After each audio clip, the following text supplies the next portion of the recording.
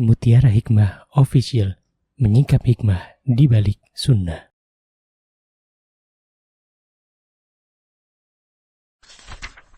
Salurkan donasi terbaik Anda untuk mendukung dakwah Mutiara Hikmah Official. Mari siapkan bekal akhirat kita. Jangan lewatkan kesempatan emas ini. Ayo kita berkontribusi dalam program pembangunan Masjid Mutiara Hikmah yang dibina langsung oleh Ustadz Hanan Yasir MA dan Ustazah Imro'atul Azizah. Raih pahala umroh setara haji dalam program Umroh Iktikaf Ramadan di tahun 2026. Perjalanan penuh makna, bimbingan penuh ilmu bersama Ustadz Hanan Yasir MA dan Ustazah Imro'atul Azizah. Tempat terbatas, daftarkan diri Anda sekarang juga. Jangan lewatkan sensasi umroh full faidah plus daurah fikih hijrah di bulan Syawal tahun 2026 bersama Ustadz Hanan Yasir MA dan Ustazah Imro'atul Azizah. Tempat terbatas, daftarkan diri Anda sekarang juga.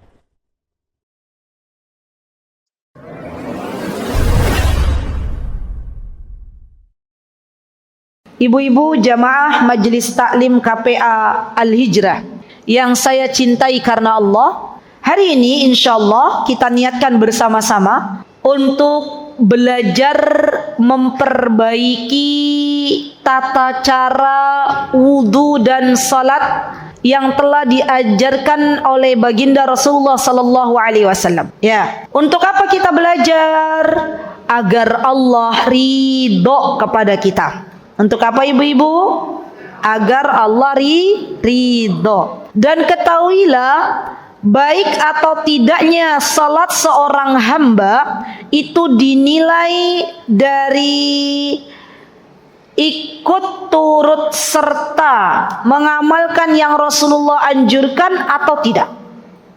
Karena Rasulullah SAW beliau bersabda, "Sallu kama ra'aitumuni usalli." Kata Rasulullah, salatlah kalian sebagaimana aku salat. Jadi kalau kita mau salat, mau wudunya diterima oleh Allah, yang kita ikuti sinten ibu-ibu? Rasulullah. Yeah? Dan kita hari ini insyaallah belajar. Dan ibu-ibu tahu, dua tema ini, wudu dan salat Budia, itu harusnya 1 semester. Betul. Berpuluh-puluh sesi kajian. Masya Allah, di KPA, Majelis Taklim KPA ini dibuat apa Bu? Percepatan. Apa? Akselerasi. Masya Allah. Wudu dan salat dibuat 1 sesi kajian. Masya Allah. Doakan ya Bu, semoga sampai. Karena saya mengajar matan Abu Syuja atau kitab biasanya Ghayatut Takrib ya, yang dikarang oleh Abu Syuja madhab Syafi'i di Masjid Pogung Baru. Jadi setiap Rabu juga sama ya. Itu wudu dan salat tidak cukup 1 sesi kajian. Ya, dibutuhkan beberapa kali pertemuan. Masya Allah. Jadi ini ibu-ibu, saya minta ibu-ibu fokus ya. Yang mau minum dulu. Kenapa? Karena kita mau percepatan. Ya. Percepatan belajar wudu dan salat dalam 1 sesi kajian. Masya Allah. Untuk sambil juga Ustazah bantu ke Fahim. Insya Allah. Untuk tahun 2025 kita ketemu lagi melanjutkan untuk tema. Masya Allah. Tahun depan. Masya Allah. Ya Rob, semoga Allah masih memberikan kepada kita usia ibu-ibu. Ya. Ya makanya ini nanti insya Allah Budia, mudah-mudahan Allah mudahkan kita sedikit-sedikit langsung praktek. Gitu ya. Bismillah. Ya, siap ya ibu-ibu? Baik, bismillah. Yuk kita mulai ya dengan memohon pertolongan kepada Allah Subhanahu wa taala. Dimulai dari belajar wudu. Belajar apa? Wudu. Baik. Ketahuilah ibu-ibu yang saya cintai karena Allah, Wudu dalam bahasa Arab artinya adalah al-husnu. Apa itu al-husnu? Al-husnu itu artinya adalah kebaikan atau keindahan. Ya. Dan secara istilahan atau secara terminologi, wudu ini diartikan oleh para ulama ketika seseorang beribadah kepada Allah Subhanahu wa taala dengan mencuci 4 anggota wudu yang disebutkan di dalam surah Al-Maidah ayat 6. Silahkan ibu-ibu boleh dibuka sekarang. Surah Al-Maidah ayat 6. Boleh dibuka semuanya. Yuk dibuka yuk. Biar kita tahu wudu itu perintah Allah yang ada di dalam surat apa? Al-Maidah ayat 6. Al-Maidah itu surat keberapa ibu-ibu? Surat ke-5. Ya. Ayat 6. Sampun? Baik. Yuk kita baca bersama-sama Al-Maidah ayat 6. Dimulai dari ta'awud, basmalah, kemudian baca ayatnya. 1, 2, 3. A'udzu billahi minasy syaithanir rajim. Bismillahirrahmanirrahim. Ya ayyuhalladzina amanu idza qumtum ilas shalah إذا قمتم إلى الصلاة فاغسلوا وجوهكم وأيديكم إلى المرافق وامسحوا برؤوسكم وأرجلكم إلى الكعبين وإن كنتم جنبا فاطهروا وإن كنتم مرضى أو على سفر أو جاء أحد منكم من الغائط أو جاء أحد منكم من الغائط أو لامستم النساء فلم تجدوا ماء فتيمموا صعيدا طيبا وامسحوا بوجوهكم وأيديكم منه ما يريد الله ليجعل عليكم من حرج ولكن يريد ليطهركم وليتم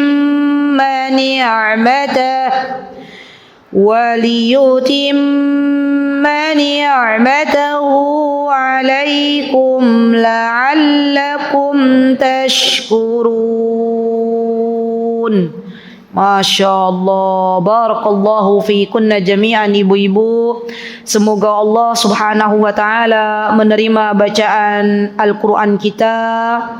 Semoga Allah subhanahu wa ta'ala menjadikan kita ahlul Quran. Semoga Allah subhanahu wa ta'ala angkat derajat-derajat kita di dunia dan di akhirat. Amin. Allahumma amin. Baik. Surat Al-Maidah ayat 6 ini ibu-ibu dijelaskan oleh Allah subhanahu wa ta'ala di dalam Al-Quran berkaitan dengan wudu. Ya. Allah berfirman, ya ayyuhalladzina amanu. Siapa yang dipanggil? Wahai orang-orang yang beriman. Berarti yang dipanggil sinten? Kita, ya. Apa kata Allah? Ya ayyuhalladzina amanu idza qumtum ila shalah. Apabila engkau hendak mengerjakan salat, maka yang Allah pinta kepada kita yang pertama adalah faghsilu wujuhakum. Apa faghsilu wujuhakum, ibu-ibu? Basuhlah wajah kalian. Berarti anggota wudhu yang pertama dari keempat anggota wudhu niku napa? Wajah. Nggih. Baik. Kemudian Allah Subhanahu wa taala berfirman, kata Allah Subhanahu wa taala, faghsilu wujuhakum wa aydiyakum ilal marafiq. Yang kedua napa? Basuhlah tangan sampai siku. Ingat, batasnya siku. Artinya kalau siku ini sampai tidak basah, tidak terbasuh dengan sempurna, maka sejatinya wudhu kita belum sempurna. Ya, karena anggota wajib yang harus kita basuh dari tangan, di antaranya maksimal sampai siku. Kalau lebih, maaf, minimal sampai siku. Kalau lebih boleh enggak? Boleh. Itu yang kedua. Berarti anggota yang kedua adalah tangan. Yang ketiga, wamsahu biru'usikum. Apa bu wamsahu biru'usikum? Dan basuhlah kepala. Nanti kita belajar membasuh kepala itu berapa kali, gitu ya. Apakah 3 kali atau cukup 1 kali saja? Ya, nanti insya Allah belajar. Yang keempat, di antara anggota wudhu adalah mencuci kaki. Ya, berarti ibu-ibu, di antara wajibnya kita untuk membasuh anggota badan kita yang masuk ke dalam area wudhu ada berapa? 4. Oke, yang pertama apa? Wajah. Yang kedua, tangan sampai siku. Yang ketiga, membasuh kepala. Yang keempat, pintar semuanya, Masya Allah. Dan kaki itu batasnya minimal sampai mata kaki. Makanya kalau ada orang mencuci kaki belum terkena mata kakinya, berarti wudhunya belum sempurna. Baik, yuk kita lanjutkan. Dalam surah Al-Maidah ini Allah Azza wa Jalla perintahkan apa kepada kita? Allah Subhanahu wa taala perintahkan kepada kita, selain kita membasuh anggota wudhu kita, maka Allah Azza wa Jalla juga memerintahkan kepada kita ibu-ibu, apa kata Allah? Wa in kuntum junuban fattahharu. Kalau kalian berada dalam kondisi junub, maka bersucilah. Tata caranya seperti apa? Mandi. Kalau tidak ketemu air, apa yang dilakukan ibu-ibu? Nah ini kemarin baru saya bahas. Kalau ada teman-teman junub itu artinya ia telah melakukan hubungan suami istri. Tiba-tiba pas habis junub nggak ketemu air. Ini junubnya di mana nih? Junubnya di mana? Nggak ada air ya, sama sekali. Apa yang dilakukan ibu-ibu? Kan nggak bisa mandi. Hah? Betul, tayamum, Masya Allah. Sekarang kondisinya, kalau nggak ada air, nggak ada debu untuk tayamum. Ini kira-kira lagi berada di mana nih? Coba bayangkan bu, nggak ada air, nggak ada debu. Ya tapi kondisinya nggak ada air, nggak ada debu. Apa yang harus dilakukan? Ada orang junub, nah ini nih, Mbok menawi barangkali nanti junubnya di bulan.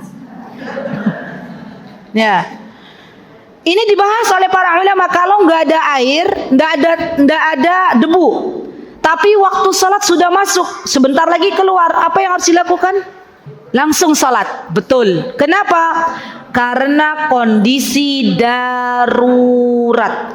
Jadi jangan sampai kita meninggalkan salat karena tidak menemukan air dan tidak menemukan debu. Ya. Dan wallahu taala alam, bisa jadi ada orang yang seperti ini. Makanya ulama membahas dalam kitab-kitab fikih mereka. Ya. Baik, ya, masuk dalam kondisi darurat.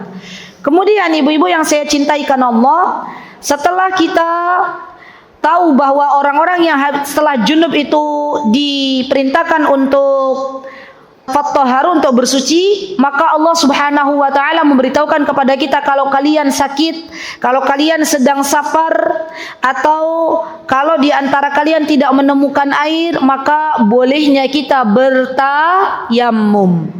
Dan tayamum itu menggunakan debu.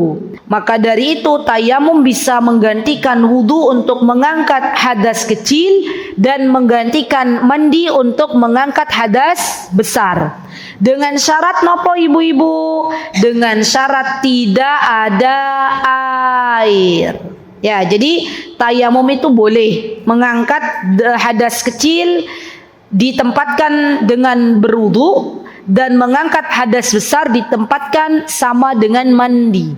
Ya, baik. Setelah kita belajar bahwa anggota wudu yang wajib itu 4, artinya selain yang 4 ini maka tidak wajib untuk kita lakukan, gitu ya. 4 ini adalah kewajiban kita untuk membasuh anggota wudu. Baik. Setelah kita belajar tentang anggota wudu apa saja, maka kita akan belajar masuk tata caranya, ibu-ibu. Nah, gimana tata cara berwudu? Yang pertama, ibu-ibu, pastikan yang berwudu ini adalah orang yang beragama Islam. Karena di antara syarat itu artinya dia belum masuk ke ibadahnya itu sendiri.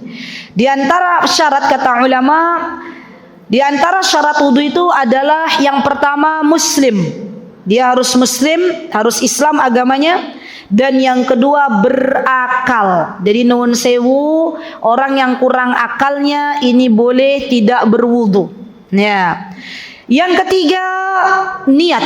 Nah, ini penting nih. Niat itu bagian, kata para ulama, bagian dari syarat. Kenapa? Karena niat kita lakukan sebelum masuk ke ibadah wudunya itu sendiri. Ya. Dan kenapa niat itu dibutuhkan ibu-ibu? Karena yang membedakan antara ibadah dan kebiasaan itu niat. Ada orang ya panas-panas dari luar, cuci muka, cuci tangan sampai siku, cuci rambut biar tambah dingin, disiram rambutnya. Kakinya dicuci karena dari luar, tapi nggak niat wudu. Dapat pahala apa betul? Nggak dapat. Beda kalau kita niat wudu. Ya Allah, saya mau niat wudu untuk mengangkat hadas kecil. Maka ketika dia berwudu, Allah kasih pahala. Ya, ini perbedaan antara kebiasaan dan ibadah. Yang membedakan apa ibu-ibu? Niat. Maka jangan lupa hadirkan niat kita. Baik. Kemudian di antara syarat wudu, di antaranya adalah adanya air. Berarti kalau nggak ada air tidak wajib wudu. Wajibnya tayammum. Dan air itu nggak harus banyak ibu-ibu. Ya, Rasulullah SAW beliau pernah berwudu dengan 1 gelas air. Bahkan kurang dari 1 gelas air. Ya, ibu-ibu ada yang pernah mencoba berwudu dengan 1 gelas air? Ada yang bilang pernah? Mana yang pernah? Boleh angkat tangan. Waktu di mana itu? Pas umroh. Pas umroh biasanya pakai semprotan. Ya. Bisa toh Bu? Alhamdulillah. Ada yang berwudu dengan 1 gelas zam-zam yang biasa ada di Mekah. Dan seperti biasa saya doakan semoga yang hadir kali ini di Masjid Syuhada Allah mudahkan untuk menunaikan ibadah umroh dan ibadah haji. Amin. Allahumma amin. Ibu-ibu yang saya cintai karena Allah, sebenarnya kalau saya boleh jujur ya, yang namanya zam-zam itu bukan untuk berwudu ya. Zam-zam itu untuk diminum ya. Maka alhamdulillah pemerintah kerajaan Arab Saudi sekarang sudah membuat tempat-tempat wudu untuk kaum wanita. Ya. Di mana ustazah? Di bawah tangga. Ada kordeng warna hijau, silakan ibu-ibu masuk. Itu tempat wudhu khusus wanita. Di Masjid Baru di Malik Abdullah sekarang sudah disediakan, alhamdulillah, bukan hanya di lantai dasar tapi di lantai-lantai atas juga sudah disediakan tempat wudhu. Kenapa mereka menyediakan tempat wudhu? Agar air zam-zam tidak dipakai untuk berwudhu. Tapi ustazah, kalau nggak ketemu air selain air zam-zam, maka dalam hal ini semoga masuk dalam kondisi darurat dan tidak boleh memakai dalam jumlah yang banyak, karena sejatinya air ini dipakai untuk minum, gitu ya. Baik. Kemudian ibu-ibu, nah ini penting banget nih syaratnya. Ini penting bagi kaum emak-emak yang suka skincarean. Agar wudhu kita sah, maka pastikan tidak ada penghalang masuknya air ke dalam kulit kita. Zaman sekarang Bu, yang namanya perempuan kukunya diapain? Nah, dicet ya. Bukan hanya dicet, diapain tuh? Dikutek ya. Warnanya udah beda-beda. Kalau zaman dulu ibu-ibu diinai ya, ada warna oranye ya. Kalau zaman sekarang unik Bu, lebih lucu lagi tuh ibu-ibu. Apa? Yes, 5 jari, 10 jari warnanya merah kuning hijau, merah kuning hijau. Ya, warnanya macam-macam. Ya, alhamdulillah yang melihat tidak kaget. Ya, maka pastikan teman-teman yang pakai kutek-kutek dan itu tidak tembus di kulit, itu pastikan kalau pas mau berwudu pastikan sudah dihilangkan kutek ini. Ya, jangan sampai dibiarkan sehingga tidak menembus ke arah kulit. Atau ibu-ibu nun sewu, ada orang yang memakai tato. Ya, coba deh dilihat lagi. Tatonya itu dari jenis yang dia masuk air atau enggak. Ya. Kalau ibu-ibu pernah lihat ada orang nikahan terus pakai inai, ya, dihina, itu insya Allah masih masuk. Tapi kalau sampai bahannya nggak nembus ke kulit, maka itu tidak diperbolehkan, gitu ya. Termasuk juga pewarna rambut. Nah, ini hati-hati, harus dilihat lagi pewarna rambutnya ini yang tembus air napa mboten, gitu ya. Kalau yang bisa tembus air boleh dipakai. Tapi kalau yang tidak tembus air, maka pastikan sebelum dia mandi besar, pastikan pewarnanya itu hilang. Ya. Dan terakhir ibu-ibu, zaman sekarang banyak skincare ya untuk wajah, di mana disebutkan di produknya itu bahwa apa? Nah, itu dia waterproof ya, di mana air tidak tembus ke kulit. Maka pastikan ibu-ibu zaman sekarang itu lihat baik-baik. Ya, kalau mau skincarean lihat produknya. Ini produk waterproof. Ya, maka pastikan kalau mau wudu dihilangkan dulu. Ya, masya Allah ya, perempuan tuh luar biasa ya.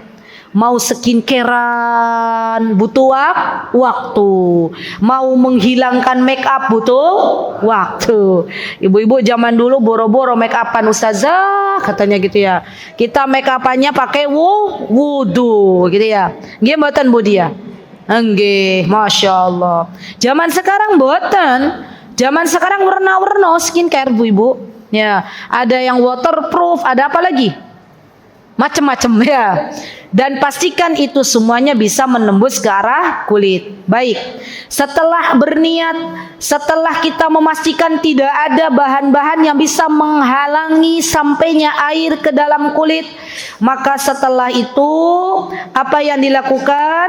Yang dilakukan adalah mengucapkan basmalah. Apa itu mengucapkan basmalah? Bismillah. Pertanyaannya ibu-ibu, ustazah, bagaimana kalau wudhunya di dalam kamar mandi? Kan ibu-ibu kan kadang ada yang wudhunya di dalam kamar mandi, gemboten. Maka kalau di kamar mandi, pelafadzan basmalah jangan dilafadzkan. Karena tidak boleh kita mengucapkan kalimat Allah sedangkan kita berada di kamar mandi. Di mana kita mengucapkan? Di dalam hati. Dan yang paling afdal ibu-ibu, sebaiknya kalau memang ada tempat wudhu di luar kamar mandi dan tempat wudhu yang digunakan aman, maksudnya tertutup, terutama untuk kaum ibu-ibu, auratnya tidak terlihat oleh kaum laki-laki yang lalu lalang, maka tidak apa-apa wudhu di situ. Ya. Dan bagi teman-teman yang saya cintai karena Allah, ibu-ibu, kalau masih melihat tempat wudhu bagi wanita terbuka, yuk kita berinisiatif. Ya, kita belikan penutup minimal korden. Ya. Kenapa? Agar ketika wanita itu membuka kerudungnya, agar ketika wanita itu menyingkap bajunya, maka auratnya tidak terlihat di hadapan laki-laki yang lewat, gitu ya. Nah, kalau di luar kamar mandi boleh tidak baca bismillah?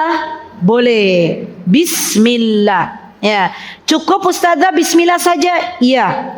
Anjuran dari Nabi kita Muhammad sallallahu alaihi wasallam, beliau mengucapkan bismillah, gitu ya. Dan kalau kita pahami, ketika kita mengucapkan kata bismillah, itu artinya kita sedang meminta pertolongan kepada Allah Subhanahu wa taala. Jadi ibu-ibu nuhun sewu, kalau kita membaca sesuatu dari zikir, itu kita resapi maknanya. Ya, dan itu lebih bagus.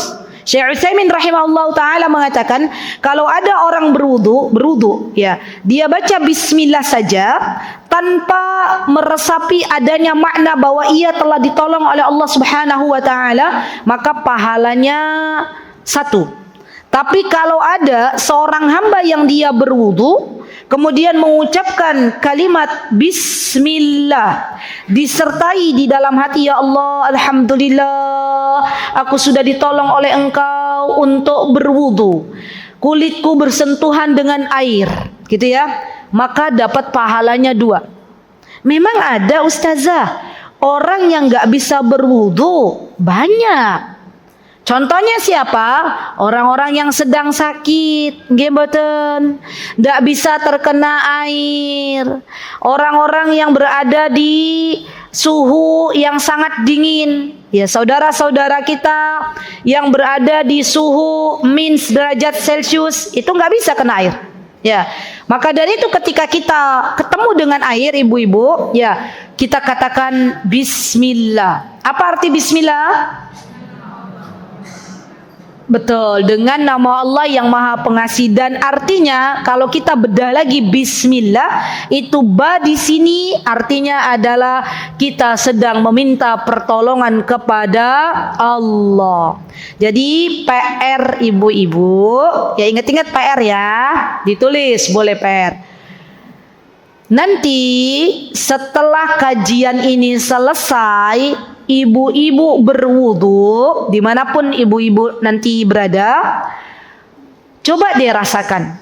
Mau berwudu, ya rasakan ketika kita baca bismillah, itu dalam hati rasakan, alhamdulillah ya Allah, tolong hamba ya Allah untuk menyelesaikan wudu ya Rabb.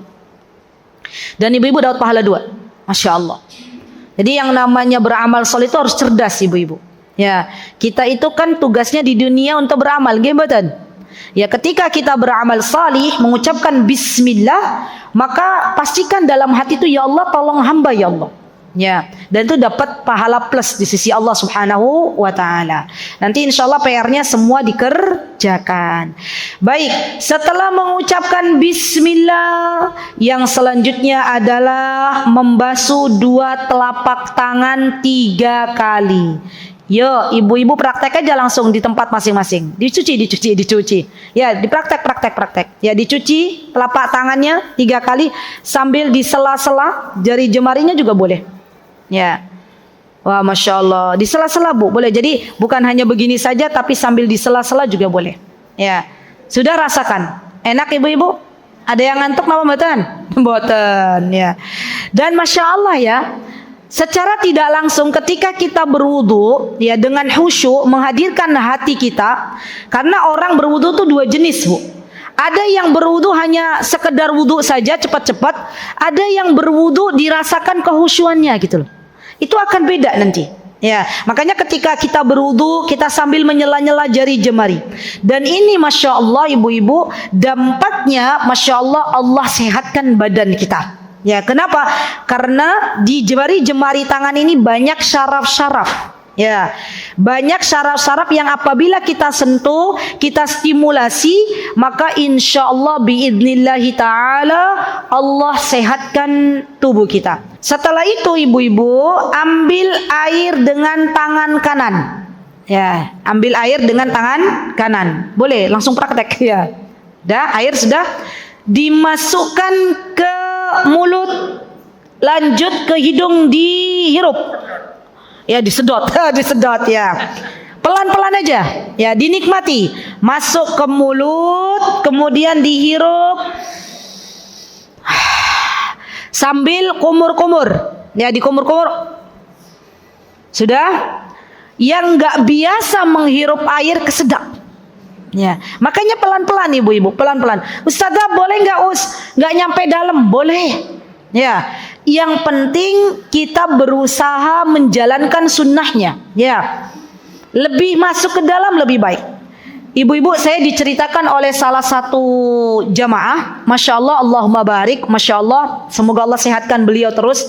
Kata beliau, Alhamdulillah Ustazah, sejak saya mempraktekkan sunnahnya Rasul, ya, yaitu dengan memasukkan air ke dalam hidung, kata beliau, Masya Allah, beliau dia nggak pernah yang namanya kena penyakit flu. Masya Allah. Kemarin waktu corona lagi heboh-hebohnya di negara kita, Masya Allah, Allahumma barik, beliau sehat walafiat. Masya Allah. Kenapa ibu-ibu? Hikmahnya apa?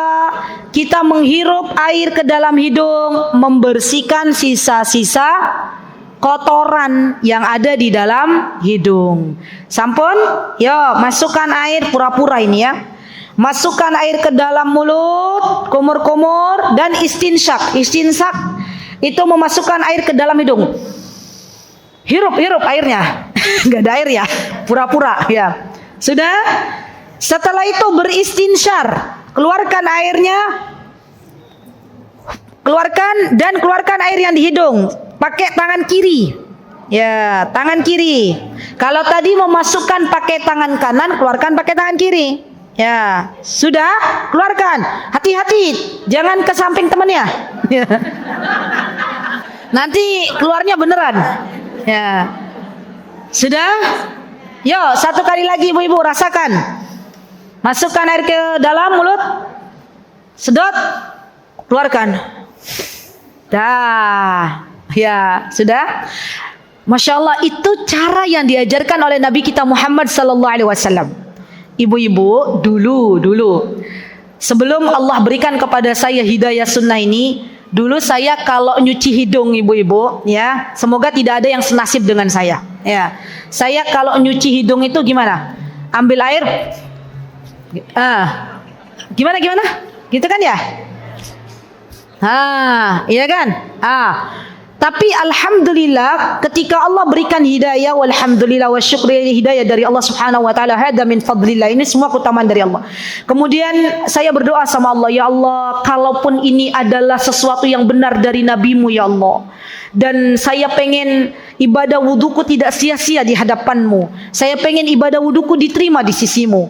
Dan sesuatu yang diterima di sisimu, di antara syaratnya adalah mengikuti ajaran baginda Rasulullah SAW. Maka ya Allah, saya mencintai nabimu. Saya mencintai engkau ya Allah. Maka ya Allah, tolong hamba ya Allah untuk bisa move on. Waktu itu saya berdoa sama Allah. Ya. Kenapa? Karena kebiasaan yang sudah kita lakukan berpuluh-puluh tahun, ibu-ibu, ketika kita membiasakan kebiasaan baru, itu Masya Allah perlu perjuangan. Maka kita niatkan, Bismillah, ya Allah mudahkan. Kalau nanti pas wudhu kita begini lagi, tidak apa-apa. Ya, itu kan lagi belajar move on. Ya, terus kita bilang, ya Allah, saya lupa tadi pelajaran di Masjid Syuhada bukan kayak gini. Tapi hirup air ke dalam mulut, dikumur-kumur. Baru kemudian tarik ke hidung, setelah itu dikeluarkan. Masya Allah. Saya doakan semoga Allah mudahkan semuanya. Amin. Allahumma amin. Nanti langsung praktek pelan-pelan. Ya, bismillah. Baik, sampun ibu-ibu. Baru setelah itu membasuh wajah. Membasuh wajah 3 kali. Tadi juga sama, berkumur-kumurnya 3 kali. Berkumur-kumur, masukkan air ke hidung, itu 3 kali. Dilakukan 3 kali. Membasuh muka atau membasuh wajah itu dimulai dari tempat tumbuhnya rambut. Ya. Jadi kalau mau membasuh muka, membasuh wajah pastikan sempurna. Ya. Makanya Masya Allah ibu-ibu, bagi teman-teman yang bisa membuka kerudung ya dan tempatnya aman seperti tadi yang saya katakan di tempat wudhu khusus wanita dan tidak terlihat oleh laki-laki, maka saran saya sebaiknya dibuka aja, tidak apa-apa. Ya, karena saya melihat ada banyak ya teman-teman kita itu yang sudah tahu itu tempat wanita. Ya, tempat wanita khusus tidak bisa dilihat dari luar oleh laki-laki, masih pakai jilbab. Ya, dan ini menurut saya menyusahkan diri. Ya, tidak apa-apa dibuka kalau memang aman. Untuk apa? Untuk menyempurnakan ketika kita membasuh wajah. Ya. Dan teman-teman yang saya cintai karena Allah, pastikan ketika kita membasuh wajah, air itu mengenai seluruh wajah dari mulai tempat ditumbukannya rambut. Ya, jadi pastikan semua airnya mengenai muka kita. Ya, jangan sampai ada yang tidak mengenai wajah kita. Berapa kali ibu-ibu? 3 kali. Ya, Masya Allah. Baik. Setelah kita membasuh muka atau membasuh wajah dan pastikan bagi teman-teman yang bermake up ya, yang pakai make up itu pastikan sebelum berwudu hilangkan dulu make upnya. Ya, pakai apa? Pakai sabun pencuci muka. Ya, biar lebih sempurna wudunya. Ya. Setelah kita membasuh muka 3 kali, maka kemudian kita basuh tangan kita. Ya. Kita basuh tangan kita sebanyak berapa kali ibu-ibu? 3 kali. Nun sewu sebelumnya, mohon maaf, saya dulu ibu-ibu, dulu ya, waktu masih madrasah ibtidaiyah, saya masih ingat betul, dulu diajarin oleh guru saya kalau wudhu cuci tangan 3 kali caranya begini dulu ya, 1 kali, 2 kali, baru 3 kali.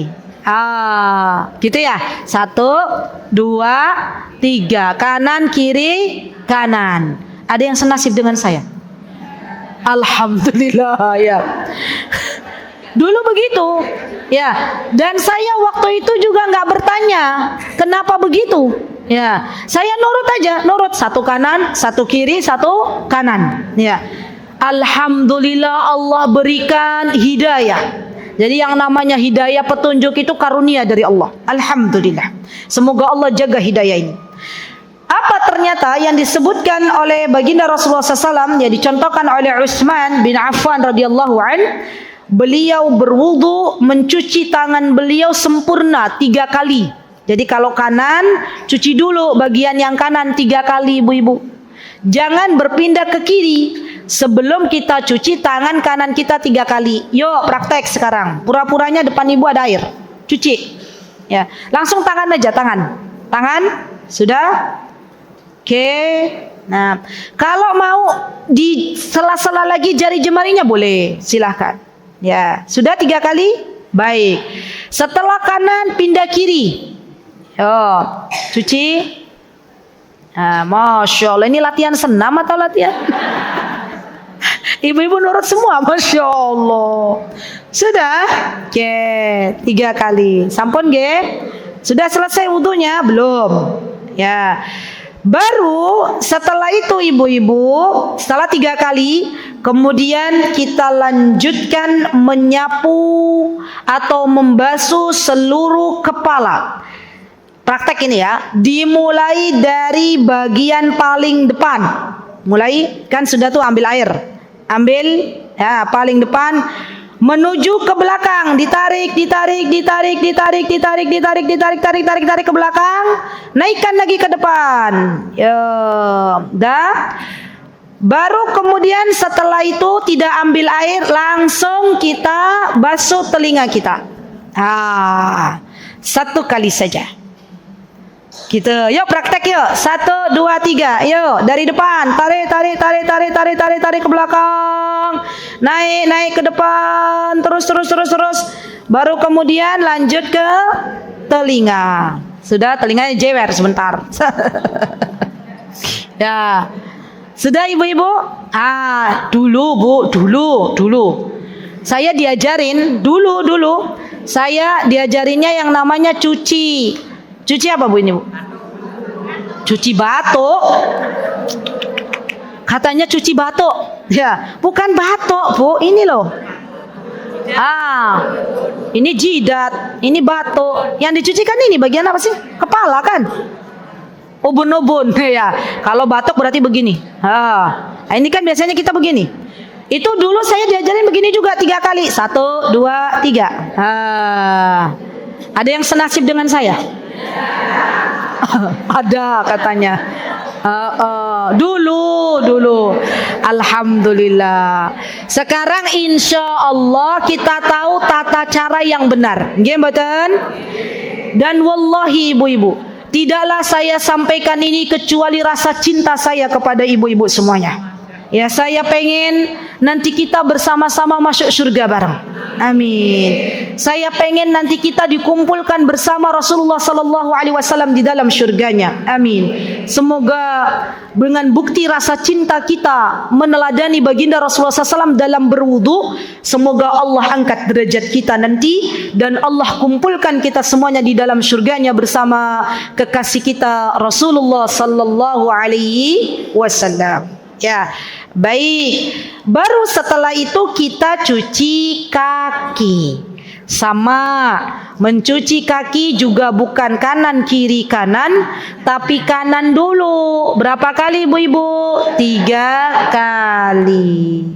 Pastikan mencuci kakinya sampai batas mata kaki.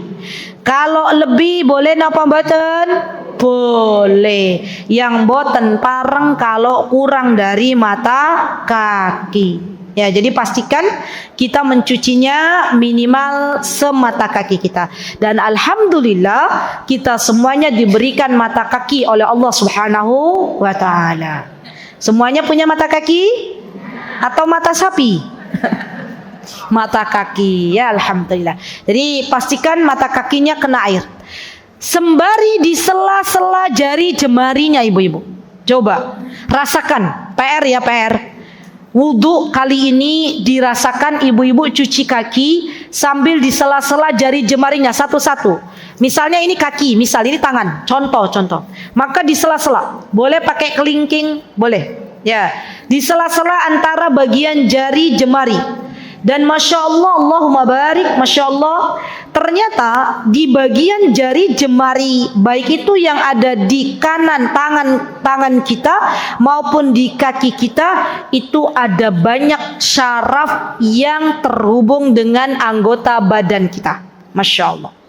Nah, pertanyaannya ibu-ibu, kalau kita wudunya dengan cara itu, kira-kira butuh berapa menit? 1 menit cukup? Enggak. 2 menit cukup? Enggak. 3 menit cukup? 5 menit. Masya Allah. Setelah kita mencuci kaki, sudah selesai.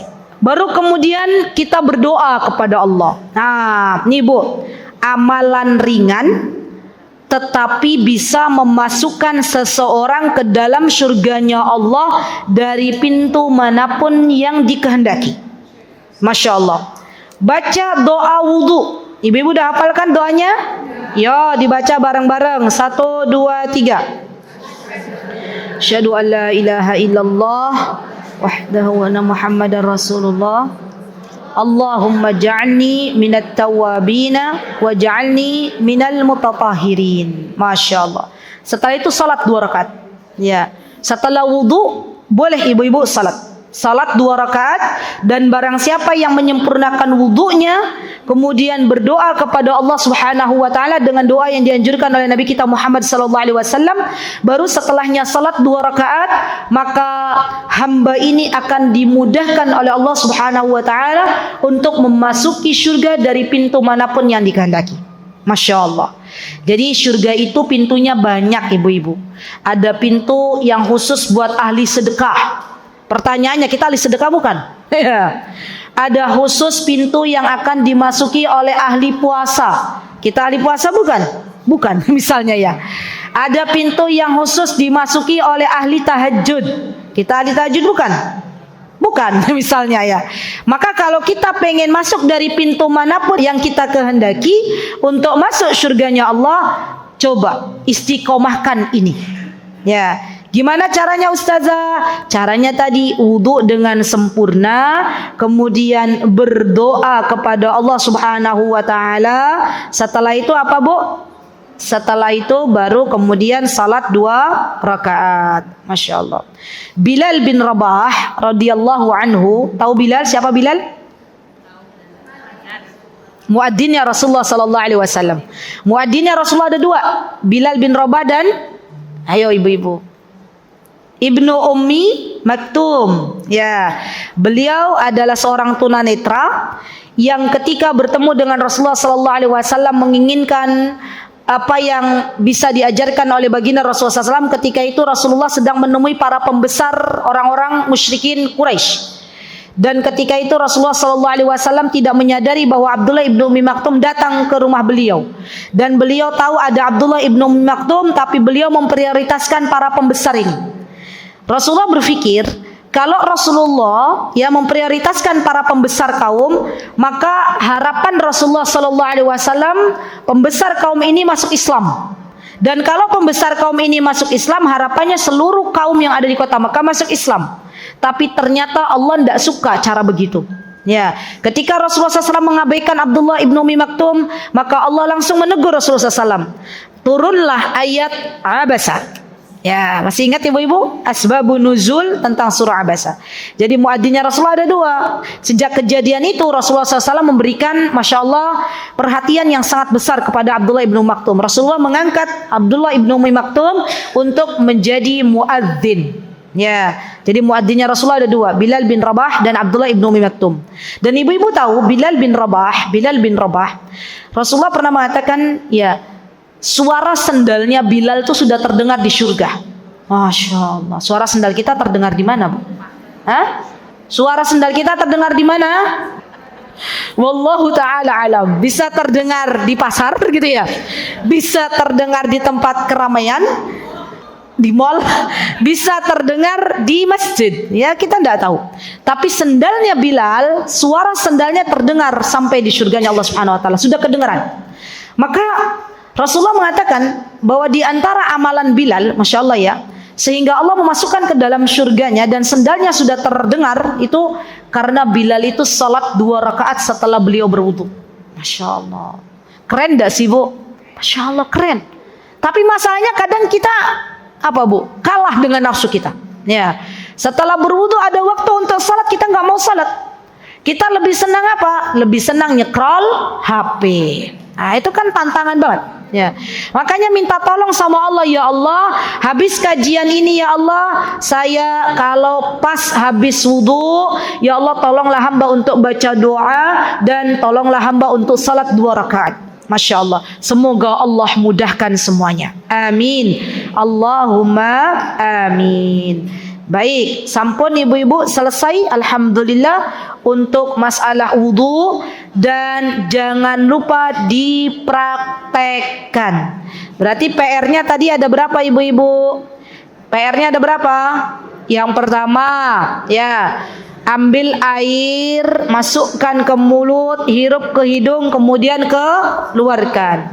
Yang kedua, di antara PR-nya adalah kita basuh kepala kita dengan cara yang telah dianjurkan oleh baginda Rasulullah sallallahu alaihi wasallam.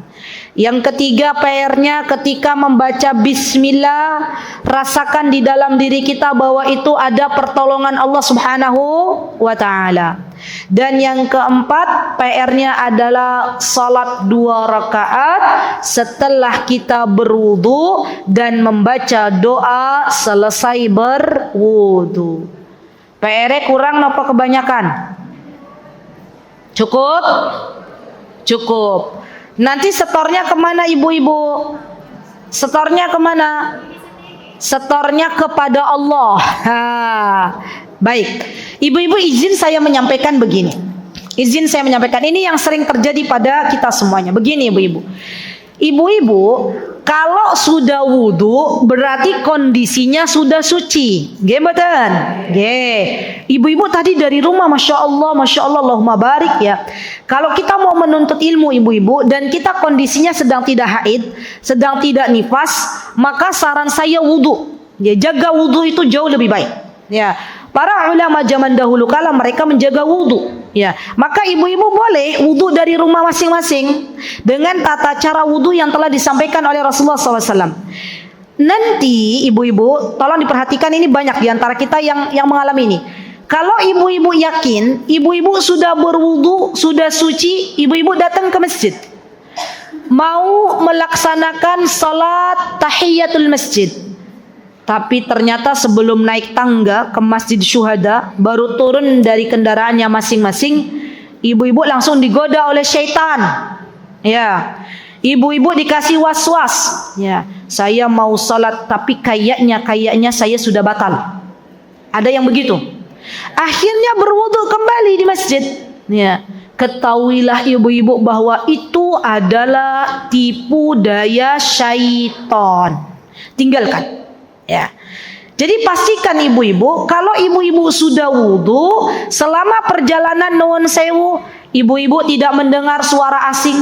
Ya, kecuali mungkin suara suaminya yang ada di sampingnya. Suara asing itu maksudnya buang angin, ya.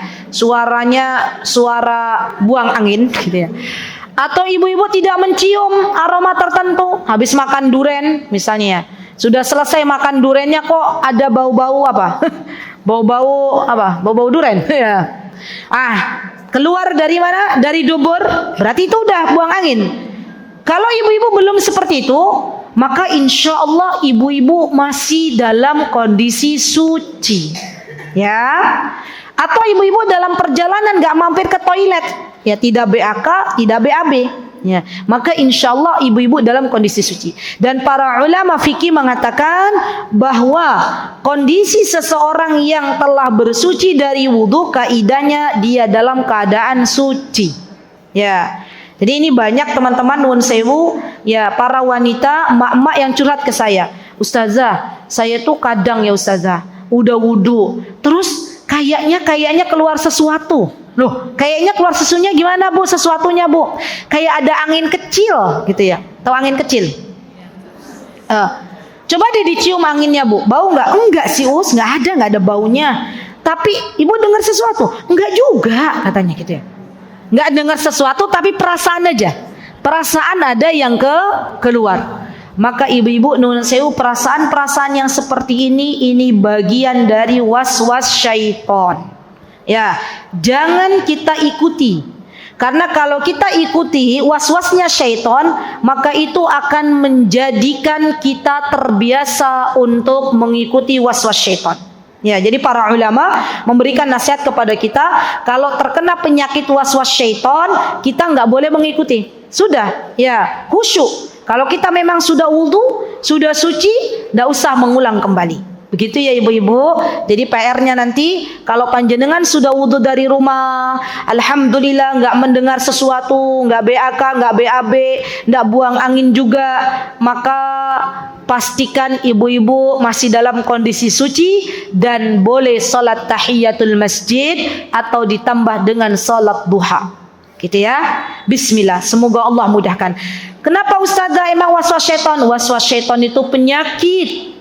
Waswas setan itu apa Bu? Penyakit yang perlu kita obati. Maka obatnya apa kata para ulama? Obat untuk waswas syaitan, tinggalkan ajakan syaitan.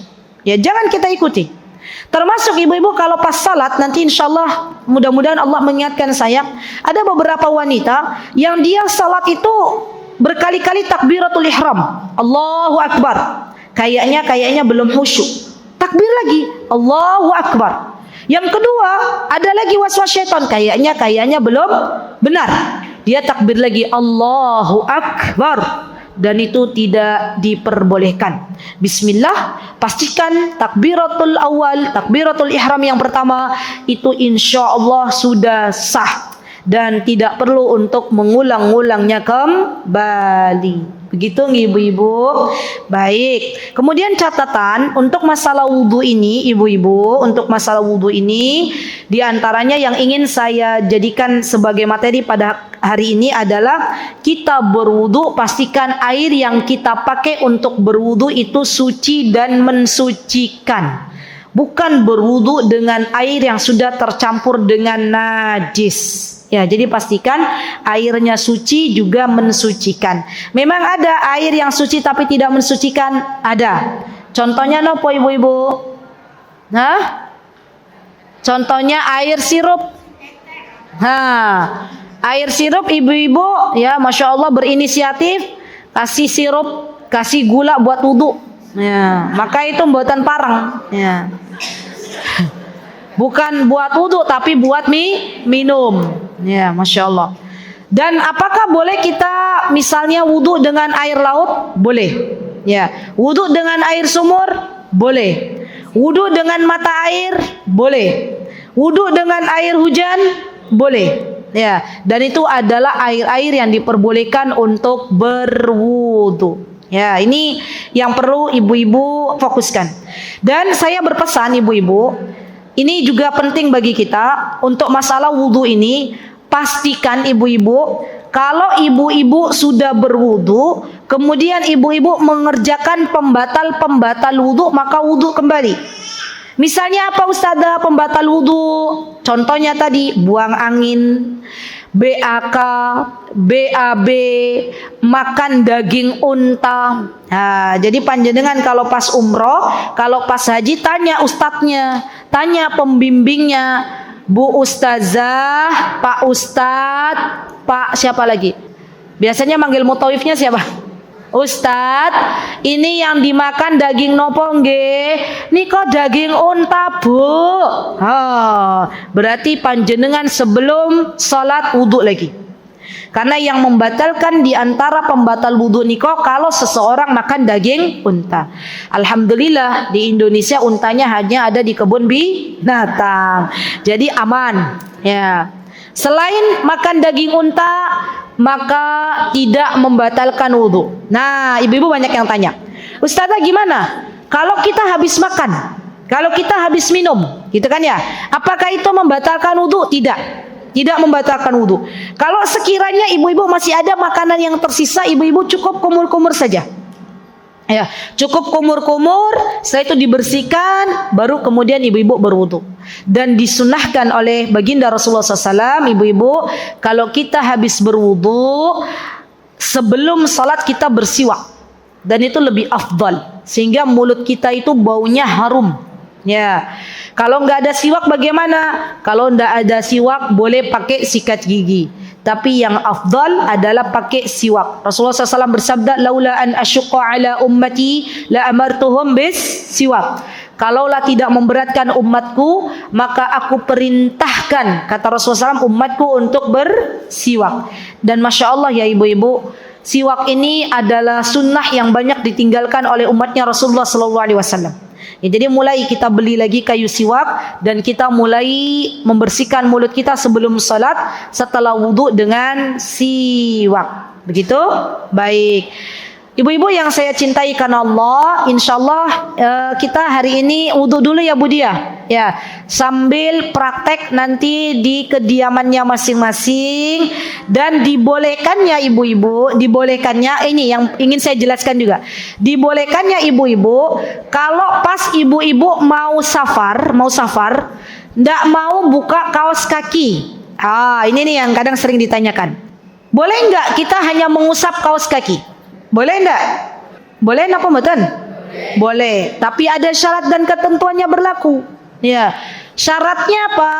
Ibu-ibu kalau mau mengusap kaos kaki maka harus punya niat dulu. Ya, dan dalam kondisi ibu-ibu pas pakai kaos kaki kondisinya sedang dalam keadaan suci. Ya, jadi penting bagi kita pastikan kalau kita mau mengusap kaos kaki kita, ya tidak membuka kaki kita ketika berwudu, maka pastikan kita punya niat. Ya Allah, saya niat nanti pas safar biar nggak ribet, saya nggak buka kaos kaki, saya usap aja kaki saya, dan pastikan kondisinya sedang dalam keadaan suci. Ya nggak boleh kalau nggak dalam keadaan suci, kata para ulama itu nggak sah. Ya mencuci atau mengusap kaos kaki dalam kondisi kita sedang tidak suci. Artinya kita berwudu dulu, baru kemudian kita pakai kaos kaki dan niatkan bahwa saya mau mengusap kaos kaki. Termasuk juga bagian mengusap kerudung. Ya, mengusap kerudung kalau panjenengan misal contohnya, ya di sebuah kondisi kalau dibuka kerudungnya ini akan terlihat auratnya oleh laki-laki, maka kata para ulama dibolehkannya kita mengusap kerudung. Dari mana dalilnya? Dikiaskan dengan mengusap imamah. Imamah itu adalah penutup kepala yang biasa dipakai oleh kaum laki-laki, ya, yang mungkin bahasa kita sorban. Nah, itu boleh diusap. Ya, maka perempuan juga boleh mengusap kerudung dan dengan niat untuk mengganti membasuh kepala. Wallahu taala a'lam. Insyaallah kita kajian untuk hari ini sampai di wudu. Nanti mudah-mudahan kita bahas masalah sholat. Mutiara Hikmah Official, menyingkap hikmah di balik sunnah.